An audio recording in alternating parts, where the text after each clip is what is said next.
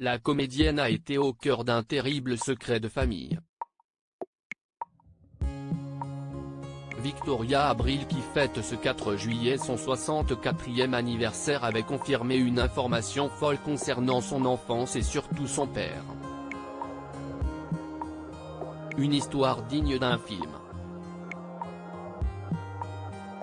Elle a 64 ans et est connue pour ses rôles au cinéma auprès de réalisateurs espagnols comme Pedro Almodóvar, mais aussi dans des fictions françaises comme Gazon maudit ou la série Clem. Victoria Abril, véritable rayon de soleil, a eu une enfance particulière puisqu'elle a grandi dans l'idée que son papa était mort alors qu'il n'était rien. C'est Thierry Ardisson, en 2016, qui a évoqué cette histoire sur le plateau de Salut les Terriens. Toute sa vie elle pensait ainsi que son géniteur n'était plus en vie, un mensonge qui a été dévoilé par sa grand-mère peu avant sa mort. Elle dit, « Ton père n'est pas mort, il vit toujours. Il est ingénieur à Madrid et il est remarié », a raconté l'homme en noir.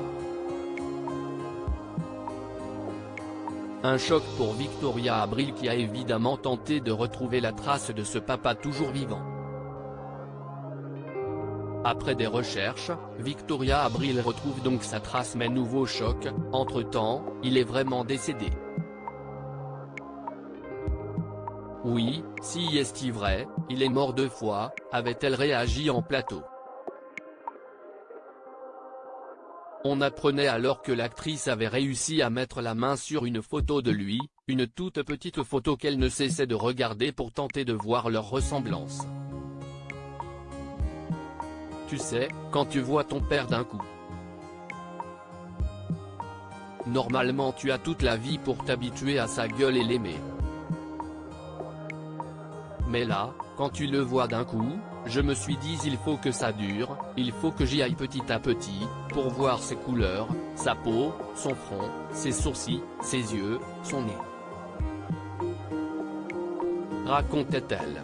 Pour ce qui est de leur ressemblance, elle avait fait savoir qu'elle n'était pas flagrante, à part le nez.